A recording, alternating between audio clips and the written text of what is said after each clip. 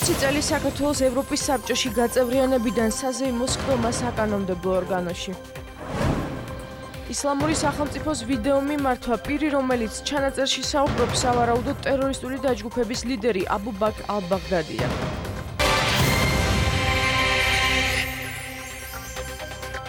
მოგესალმებით, ეთერში ამოამბე 12 საათზე სტუდიაში მარიამ ვაშაძე მუშაობს.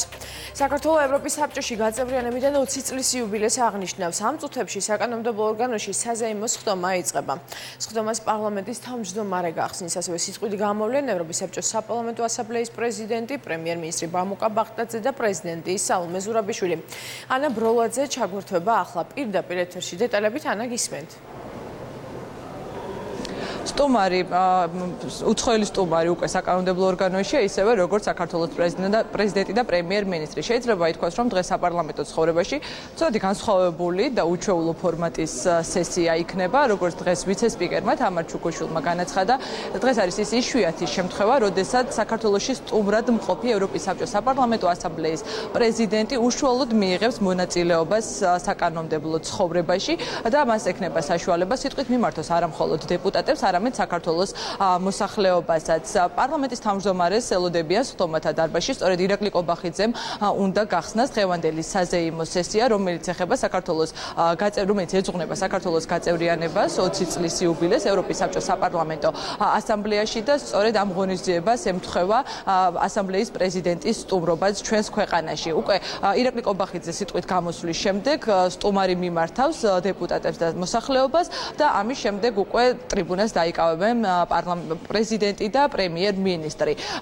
უშუალოდ საზეიმო სესია კი ქართული მრავალჟამიერით დასრულდება. ასეთი არის დღის წესრიგი პირველი ნახევრისა, ამის შემდეგ უკვე სესია გაგრძელდება ჩვეულ სამუშაო რეჟიმში.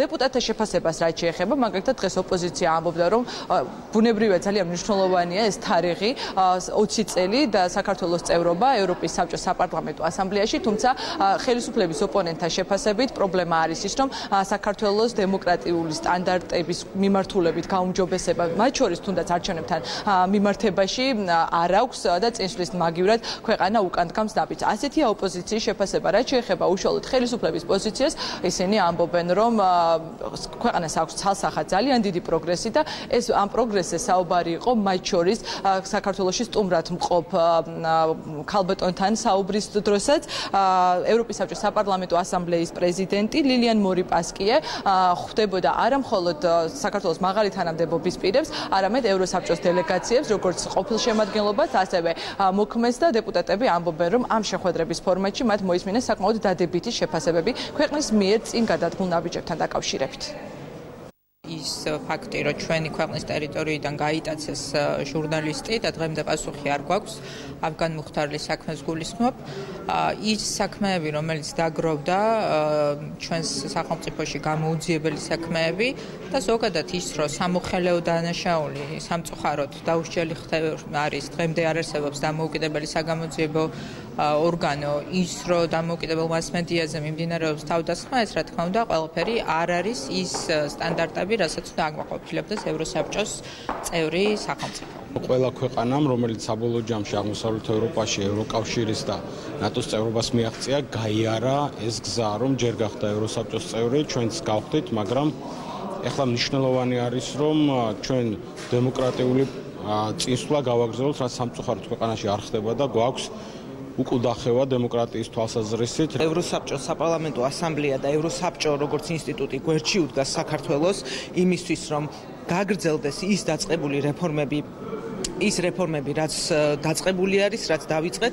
თავისთავად აღნიშნა ასამბლეის პრეზიდენტმა არაერთხელ, რომ პროგრესი ძალიან დიდი არის ამ წლების განმავლობაში. იმ პროგრესს, რასაც მიაღწიეს საქართველოს, მივაღწიეთ ჩვენ, არის ნამდვილად ხელშესახები. მისი ვიზიტი ეძღვნებოდა, როგორც თქვენთვის კარგად არის ცნობილი, საქართველოს გაწევრიანების 20 წლის თავს ევროპის საბჭოში. სწორედ ამიტომ ის ეწვია საქართველოს ამ თარიღის აღსანიშნავად, სიტყვით მიმართავს საქართველოს პარლამენტს და მთლიანად საქართველოს მოსახლეობას, ასევე ამ ღონისძიებაში მონაწილეობას მიიღებს როგორც საქართველოს პარლამენტის თავმჯდომარე, ასევე საქართველოს პრეზიდენტი და საქართველოს პრემიერ-მინისტრი.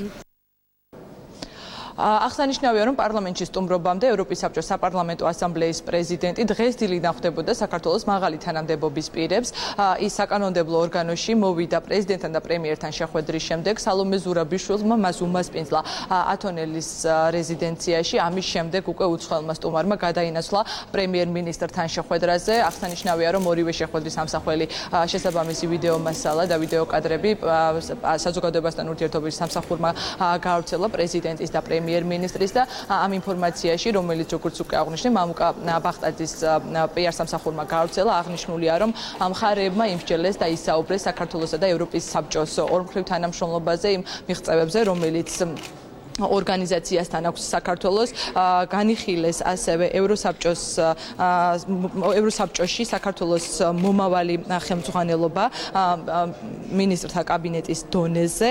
აღსანიშნავია, რომ ამავე ინფორმაციის მიხედვით ასამბლეის პრეზიდენტმა საქართველოს ოკუპირებულ ტერიტორიაზე მძიმე არსებულ სიტუაციასთან დაკავშირებით მიიღო ინფორმაცია მამუკა ბახტაძისგან და გაეცნო ასევე საქართველოს სამშვიდობო ინიციატივას ნაბიჯი უკეთესი მომავლისკენ და ბუნებრივია ეს ვიზიტი შეაფასა საგარეო საქმეთა მინისტრმა დავით ზალკალიანმაც, რომელიც ესწრებოდა ამ შეხვედრას. 20 წლის განმავლობაში საქართველოს მნიშვნელოვან პროგრესს და მნიშვნელოვან შედეგებს მიაღწია დემოკრატიული ინსტიტუტების გაძლიერების კუთხით, ევროპულ სტრუქტურებში ინტეგრაციის თვალსაზრისით, პრემიერ-მინისტრთან შეხვედრა სწორედ ამ პროცესის ანალიზს შეეხო, ასევე ვისაუბრეთ იმ გამოწვევებზე, რომელიც დღეს არსებობს ქვეყნის წინაშე. ძალიან მნიშვნელოვანია, რომ საქართველოს აქვს ევროპის საბჭოს და საპარლამენტო ასამბლეის ძალიან მყარი მხარდაჭერა ჩვენი ქვეყნის სუვერენიტეტის და ტერიტორიული მთლიანობის. ევროპის საბჭო არის ჩართული თითქმის ყოველდღიურ რეჟიმში და ოკუპირებულ ტერიტორიებზე შექმნილი მძიმე ჰუმანიტარული სიტუაცია იყო დღევანდელი შეხვედრის განხილვის ერთ-ერთი მნიშვნელოვანი თემა. საზეიმო სესია ჯერჯერობით საკანონმდებლო ორგანოში არ დაწყებულა, ველოდებით სიტყვით გამოსვლებს იმ აქცენტებს, რასაც გაამახვილებენ ყურადღებას არა მხოლოდ ქართველი მაღალჩინოსნები, არამედ საქართველოში სტუმრად ყოფი ევროპის საბჭოს საპარლამენტო ასამბლეის პრეზიდენტი. დღეს მაგალითად საკანონმდებლო ორგანოში გაკეთებული შეფასებებისას ხაზგასმა იყო იმაზე, რომ ძალიან მნიშვნელოვანია ამ ორგანიზაციის წევრობა, ვინაიდან ეს არის პირველი ეტაპი ევროკავშირში გაწევრიანებამდე და აუცილებელია, რომ საქართველოს შეასრულოს პირნათლად შეასრულოს ყველა ის ვალდებულება, რომელიც მან იკისრა 20 წლის წინ ევროპის საბჭოს საპარლამენტო ასამბლეაში გაწევრიანებით. მადლობთ ანა, ეს ანა ბროლაძე იყო. საქართველოში ოფიციალური ვიზიტით მყოფ ევროსაბჭოს საპარლამენტო ასამბლეის პრეზიდენტთან მოამბემ ექსკლუზიური ინტერვიუ ჩაწერა. ლილიან მორიპასკიმ რამდენიმე მნიშვნელოვან საკითხზე ისაუბრა, მათ შორის ქვეყანაში განხორციელებულ დემოკრატიულ რეფორმებზე, ამ კუთხით მიღწეულ პროგრესსა და გამოწვევებზე. ევროსაბჭოს საპარლამენტო ასამბლეის პრეზიდენტმა მოამბესთან ინტერვიუში კიდევ ერთხელ გაუსვა ხაზი ოკუპირებულ ტერიტორიებზე არსებულ მძიმე ვითარებას, ადამიანის უფლებათა დარღვევის შემაშფოთებელ ფაქტებს და აღნიშნა, რომ საბჭო საქართველოს მთავრობის სამშვიდობო ინიციატივებს იწონებს. ლილიან მორიპასკიმ ასევე ისაუბრა საბჭოში რუსეთისთვის ხმის აღდგენის საკითხზეც, როგორც საპარლამენტო ასამბლეის პრეზიდენტმა განმარტა, ის რომ 2019 წელს საბჭოში გაწევრიანებიდან 20 წლის შემდეგ სწორედ საქართველო ხდება საბჭოს თავმჯდომარე ქვეყანა სიმბოლურიცაა და ეს ქვეყანა საშუალებას მისცემს მეტად წარმოაჩინოს საკუთარი პრიორიტეტები ევროსაბჭოში. მე საქართველოში საიუბილეო თარიღთან დაკავშირებით ჩამოვედი და მინდა აღვნიშნო ის გზა, რომელიც საქართველომ გაიარა ამ 20 წლის განმავლობაში. აღვნიშნო, რამდენად პოზიტიური და პროგრესული იყო ის დემოკრატიულობის თვალსაზრისით. იყო რეფორმები მართლმსაჯულების, ადამიანის უფლებების სფეროში, სადაც მნიშვნელოვანი პროგრესს მიაღწიეთ. ეს ერთობლივი საქმიანობის შედეგიცაა. საქართველო იზიარებს იმ ღირებულებებსაც ევროსაბჭოს აქვს. მჭიდროდ თანამშრომლობს ვენეციის კომისიასთან, გრეკოსთან, საპარლამენტო ასამბლეასთან. ძალიან კონსტრუქციული ძურები მოხდა დემოკრატიის თვალსაზრისით. საქართველო არის საბჭოს სრულუფლებიანი წევრი და ნოემბრიდან მაისამდე თავმჯდომარე ქვეყანა იქნება. ეს თანამშრომლობა კიდევ უფრო გაძლიერდება. ეს დამატებითი პასუხისმგებლობაა საქართველოსთვის, ისევე როგორც ნებისმიერი ქვეყნისთვის, რომელიც ამ პოზიციას იკავებს. თავმჯდომარეობისას საქართველოს, ისევე როგორც სხვა ქვეყნებს, საშუალება ექნება, რომ თავისი პრიორიტეტები წამოსწიოს წინ. რა პრიორიტეტები ექნება ქვეყანას, სწორედ ამ ვიზიტის ფარგლებში ვაპირებ ამის გაგებას. ბიზნეს სექტორის წარმომადგენლებმა შრომის უსაფრთხოებასა და შრომით რეგულაციებთან დაკავშირებით არსებულ პრობლემებზე და გამოწვევებზე ისაუბრეს. ყურადღება გამახვილდა ახალ რეგულაციებზე, რომელიც სექტემბრიდან ამოქმედება. ახალი რეგულაცია ეკონომიკური საქმიანობის ყველა სექტორის ინსპექტირებას ითვალისწინებს. შეხვედრაში მონაწილეობას იღებენ საქართველოში მოქმედი სხვადასხვა ბიზნეს ასოციაციის, მცირე საშუალო და მსხვილი კომპანიის, საკანონმდებლო და აღმასრულებელი ხელისუფლების წარმომადგენლები.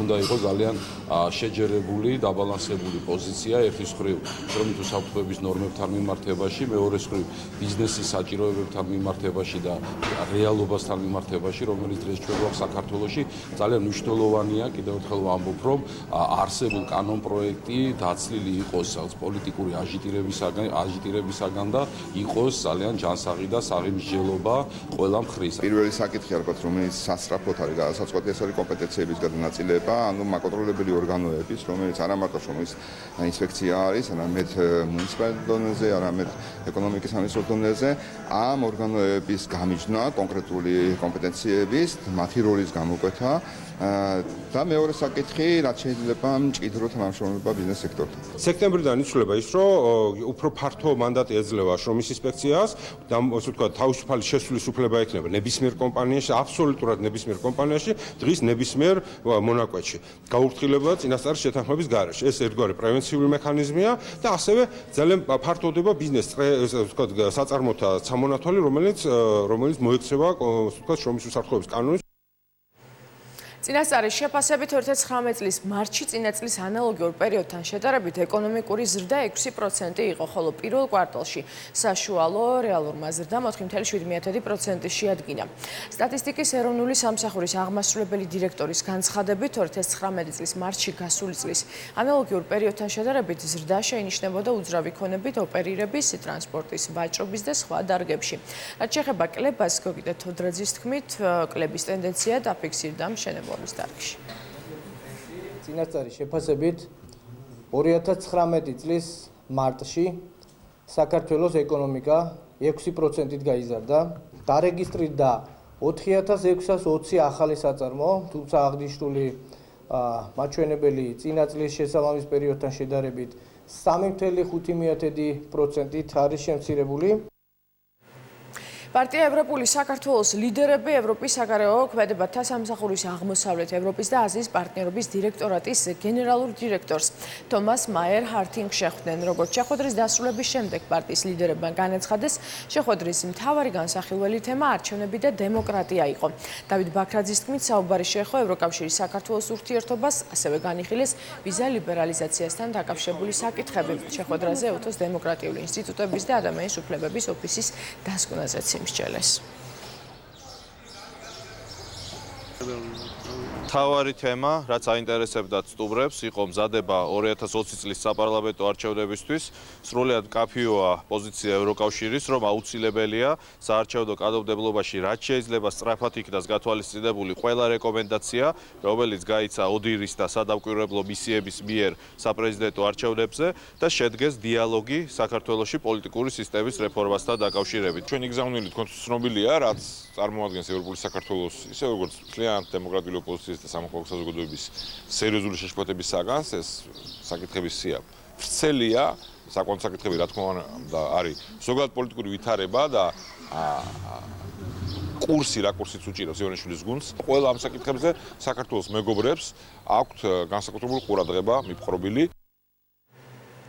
ფინანსთა სამინისტროს საგამოძიებო სამსახურმა ინსაიდერული და კომერციული საიდუმლოების შემცველი ინფორმაციის უკანონო შეგროვება გადაცემის ფაქტზე საბაჟო დეპარტამენტის მებაჟე ოფიცერი დააკავა. გამოძიება მიმდინარეობს საქართველოს სისხლის სამართლის კოდექსის 202 მუხლის მეორე ნაწილით, რაც სასჯელის სახით თავისუფლების აღკვეთას 4-დან 7 წლამდე ვადით ითვალისწინებს. გამოძიებით დადგინდა, რომ ბრალდებული, რომელსაც სამსახურეობრივად ხელი მიუწვდებოდა სხვადასხვა სახის საინფორმაციო ელექტრონულ ბაზაზე, უკანონო დაგროვებდა მეწარმე სუბიექტების მიერ განხორციელებული საქონლის იმპორტთან დაკავშირებულ ინფორმაციას და შემდგომ გადასცემდა დაინტერესებულ პირს. მიმდინარე კვირაში პლენარულ სესიაზე გავა უმრავლესობის პროექტი მოსამართლეთა შერჩევის შესახებ ვენეციის კომისიის რეკომენდაციების გათვალისწინებით კანონპროექტში რამდენიმე შესწორება შევიდა. ამასთან დოკუმენტში წერია, რომ იუსტიციის უმაღლესი საბჭო უფლებამოსილია კანდიდატის საკვალიფიკაციო გამოცდის ჩაბარების გარეშე წარადგინოს. მიმდინარე პროცესით უკმაყოფილოა ოპოზიცია და მესამე სექტორი კრიტიკულია მმართველი გუნდიდან წასული დეპუტატების შეფასებებით.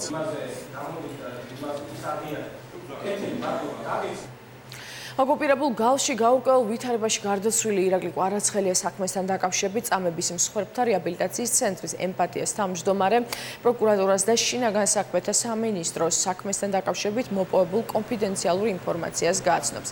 იმ შემთხვევაში, თუ ემპათიას მიერ მოპოვებული მტკიცებულებები დადასტურდება, ცენტრის დირექტორი გალის სამხედრო ბაზის თანამშრომლების პასუხისმგებლობის საკითხის დაყენებას მოითხოვს. ამის გარდა ცენტრი სარჩელს ადამიანის უფლებათა ევროპულ სასამართლოში გასაგზავნადაც ამზადებს.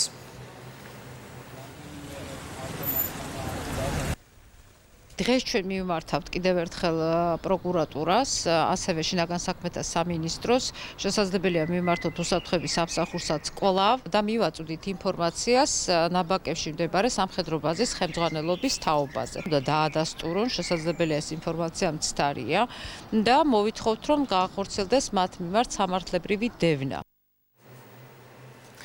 ქართული არმია დაარსებიდან 28 წლის იუბილეს აღნიშნავს. ცერემონია თავდაცვის სამინისტროს მართვის ცენტრიდან დაიწყება, საიდანაც ლევან იზორია საერთაშორისო მისიებში მყოფ ქართულ დანაყოფებს პროფესიულ დღეს მიულოცავს.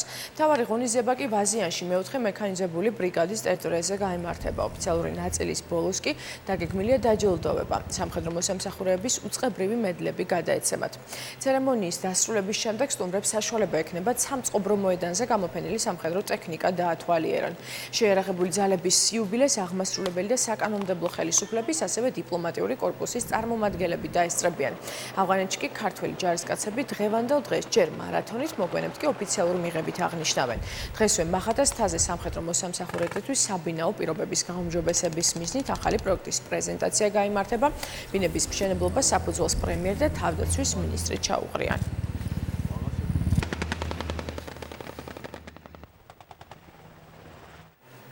პრეზიდენტი სალომე ზურაბიშვილი ამერიკელი სენატორის რიჩარდ ლუგარის გარდაცვალების გამო მწუხარებას გამოთქვამს. საქართველოს გლოვობს ქვეყნის ერთ-ერთ ყველაზე გულითადი მხარდამჭერის გარდაცვალების გამო. წერს ზურაბიშვილი სოციალურ ქსელ ტვიტერში. ყოფილი სენატორი რიჩარდ ლუგარი, რომელიც სენატში რესპუბლიკურ პარტიას და 1977-2013 წლებში წარმოადგენდა, 87 წლის ასაკში გარდაეცვალა. მისი სახელობისაა საქართველოში მდებარე საზოგადოებრივი ჯანდაცვის ცენტრი. რაც შეეხება ტვიტერის გვერდზე დონალდ ტრამპის პოსტის გაზიარებას, პრეზიდენტის ადმინისტრაციას განმარტების გაკეთება მოუხდა. ადმინისტრაციაში აცხადება, რომ სალომე ზურაბიშვილის ტვიტერის გვერდზე ამერიკის პრეზიდენტის პოსტის გადაზიარება, სადაც ტრამპი ჯო ბაიდენს აკრიტიკებს, სოციალური მედიის მენეჯერის შეცდომა იყო. პრეზიდენტის პრეს-სპიკერი ამბობს, რომ ფაქტის დაფიქსირებისთანავე სალომე ზურაბიშვილის გვერდიდან პოსტი წაიშალა. ეს იყო ტექნიკური შეცდომა, განაცხადა ხატია მოისტრაფიშვილმა. სალომე ზურაბიშვილის ტვიტერის ოფიციალურ გვერდზე გაზიარდა დონალდ ტრამპის პოსტი, სადაც ის პრეზიდენტობის დემოკრატ კანდიდატს ჯო ბაიდენს აკრიტიკებს და მძინარას უწოდებს. მოგვიანებით საქართველოს პრეზიდენტის გვერდიდან აღნიშნული პოსტი წაიშალა. სოციალური მედიის მენეჯერმა დაუშვა ტექნიკური შეცდომა. სამწუხაროდ ხდება ასეთი რაღაცები. პრობლემის იდენტიფიცირებისთანავე პოსტი წაიშალა, ეს პოსტი აღარ არის ტვიტერის ანგარიშზე. დაჯგუფება ისლამურმა სახელმწიფომ აბუ ბაქრ ალ-ბაღდადის ახალი ვიდეო კადრები გაავრცელა. ჩანაწერში, რომლის ავთენტურობა დადასტურებული არ არის, პირი, რომელიც სავარაუდოდ ალ-ბაღდადი აცხადებს, რომ ბრძოლა ბაღუზისთვის დასრულებულია. ბაღუზი ისლამური სახელმწიფოს მიერ კონტროლირებადი უკანასკნელი დასახლება იყო სირიაში.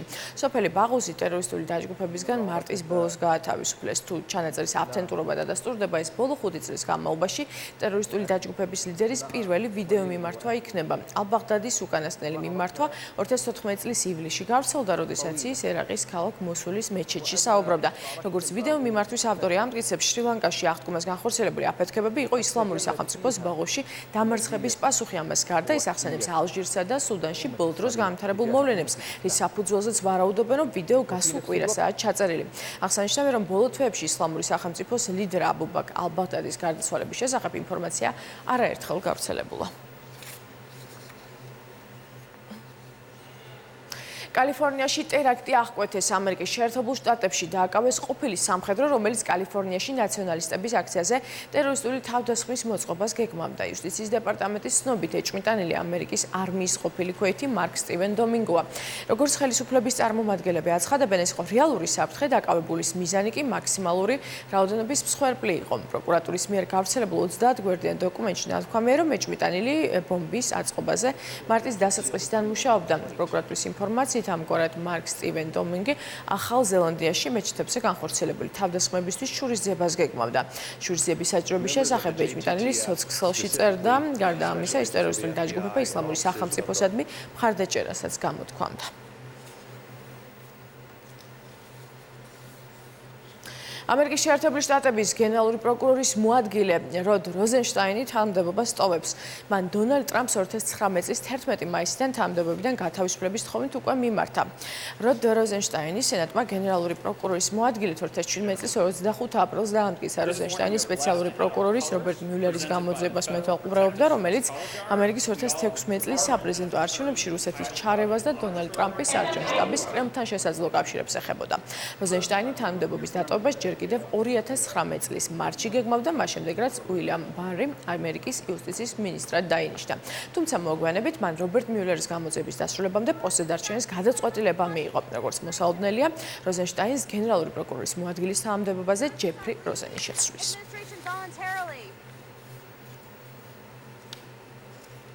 გერმანიის კანცლერმა ანგელა მერკელმა და საფრანგეთის პრეზიდენტმა ემანუელ მაკრონმა კოსოვოსა და სერბეთს შორის ურთიერთობების დარეგულირების შესახებ ახალი ერთობლივი ინიციატივის შესახებ განაცხადეს. შესაბამისი განცხადებები ორი ქვეყნის ლიდერებმა ბერლინში დასავლეთ ბალკანეთის საკითხზე არაფორმალური სამიტის დაწყებამდე გააკეთეს.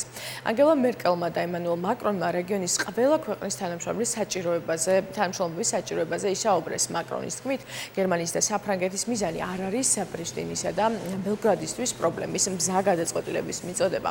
როგორც ემანუელ მაკრონმა აღნიშნა, საჭირო ამ საკითხზე ორ ქვეყანას შორის ნაკლებად ემოციურ დისკუსიის წარმართვა. 2018 წლის ბოლოს კოსოვოს პარლამენტმა რეგულარული არმიის შექმნას დაუჭირა მხარი, რასაც სერბეთთან ურთიერთობის კიდევ უფრო გამწვავება მოყვა კოსოვომ. დამოუკიდებლობა 2008 წელს გამოაცხადა. მოსკოვში 9 მაისს გამარჯვების დღისადმი მისულ ღონისძიებებს მსოფლიო ლიდერები არ დაესწრებიან. შეკითხვებზე ელოდებიან თუ არა 9 მაისს რუსეთში უცხოელ ლიდერებს ვლადიმერ პუტინის პრეზიდენტმა დიმიტრი პესკოვმა მოკლედ უპასუხა. არა. მანამდე პესკოვმა განაცხადა, რომ კრემლის გამარჯვების დღის საზემო ღონისძიებაზე მსოფლიო ლიდერები არ დაუპატიჟებია. 2018 წელს 9 მაისის ღონისძიებებს სერბეთის პრეზიდენტი ალექსანდრ ვუჩიჩი და ისრაელის პრემიერი ბენიამინ ნეთანიაჰუ დაესწრნენ. 2017 წელს 9 მაისს მოსკოვში მოლდოვის პრეზიდენტი იგორ დოდონი იმყოფებოდა. 2016 წელს ყაზახეთის პრეზიდენტი ნურსულთან ნაზარბაევი. 2015 წელს წითელ მოედანზე გამარჯვების დღის 71 წლისთავი აღინიშნებოდა, რასაც მსოფლიოს სხვადასხვა ქვეყნის 30-მდე პირველი პირი ესწრებოდა, თუმცა უკრაინის კონფლიქტის გამო ევროკავშირის არც ერთი ქვეყნის ლიდერი მოსკოვში არ ჩასულა.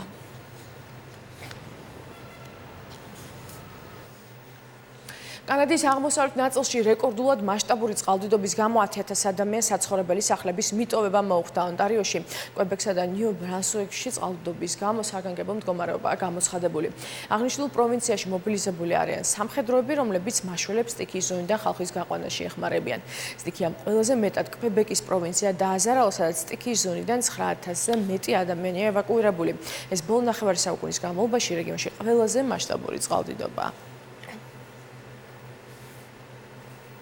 იაპონიის იმპერატორი აკიჰიტო ტახტს დღეს ოფიციალურად დატოვებს. ამასთან დაკავშირებით იაპონიაში უნიკალური რელიგიური და სამოქალაქო ცერემონიები იმართება. 1 მაისიდან იაპონიის იმპერატორი აკიჰიტოს უფროსი შვილი 59 წლის ნარუჰიტო გახდება.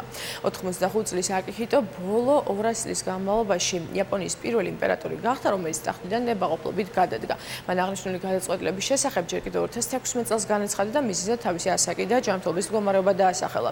იაპონიის იმპერატორს პოლიტიკური ძალაუფლება არ გააჩნია, თუმცა ოფიციალურ მოვალეობის ფარგლებში მაღალი დონის ვიზიტების დროს უცხოელ სტუმრებს მასპინძლობს, ასევე ასრულებს რელიგიურ ცერემონიებსაც. ტყუის როლაში ოლიმპიური მსოფლიოს და ევროპის სამგზის ჩემპიონი ნინო სალუქვაძე სამშობლოში დაბრუნდა. სპორტსმენმა პეკინში დაწყებულ ტყუის მსროლელთა მსოფლიო თასის გათამაშებაზე 578 ქულა დააგროვა, ფინალში გადავიდა და საგზურიც მიიღო. ასევე ის პირველი ქართველია, ვინც ტოკიოს 2020 წლის ოლიმპიური თამაშების ლიცენზია მოიპოვა. ნინო სალუქვაძე ზედიზედ მე-9 ოლიმპიურ თამაშებში მიიღებს მონაწილეობას. სპორტსმენი მომზადებას მსოფლიო თასისთვის იწყებს, რომელიც მიუნხენში გაიმართება. ასევე მოემზადება ევროპის თამაშებისთვის და მინსკში და ევროპის ჩემპიონატისთვის იტალიაში, სადაც ლიცენზიები გათამაშდება.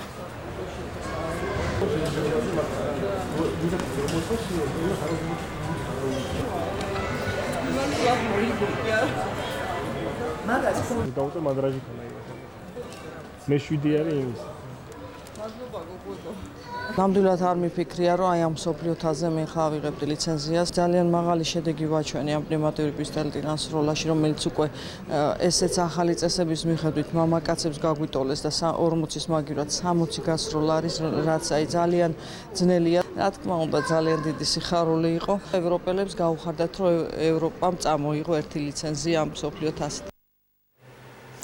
და გამოშვების ბოლოს ტრადიციულად გადავინაცვლოთ ნაშვადღების სტუდიაში, სადაც მარიამ გიორგობიანი იმყოფება და გვეტყვის დღევანდელი გადაცემის თემების შესახებ. მოგესალმები მარია. გადაცემაში ვისაუბრებთ პროექტზე, რომლის მიზანია სახელმწიფოს რუნვის ქვეშ მყოფი მოზარდების დამოუკიდებელი ცხოვრებისთვის მომზადება. გავიგებთ რა იგეგმება კოუჩინგის კვირეულის ფარგლებში და ვის შეუძლია ღონისძიებებში მონაწილეობა. დღეს სამშაბათია და ტრადიციული რუბრიკის ავტორის თემა შემსრულებელთა უფლებების დაცვა იქნება. სპორტული სიახლეებით გადაცემის ბოლო ნაწილში თვალია შემოგვიერთდება, ჯობა კი ახალი და გემრიელი კერძის რეცეპტით გაგვანებიურებს. სულ მალე ეთერში ვართ, უყურეთ ნაშუადღებს. გმადლობთ მარიამ, წარმატებული ეთერი მოამბე ამ დროისთვის დასრულებულია. მე 15 საათს დაგიბრუნდებით, მანამდე კი დღის სიახლეებს გაეცანით ერთი TV-ზე.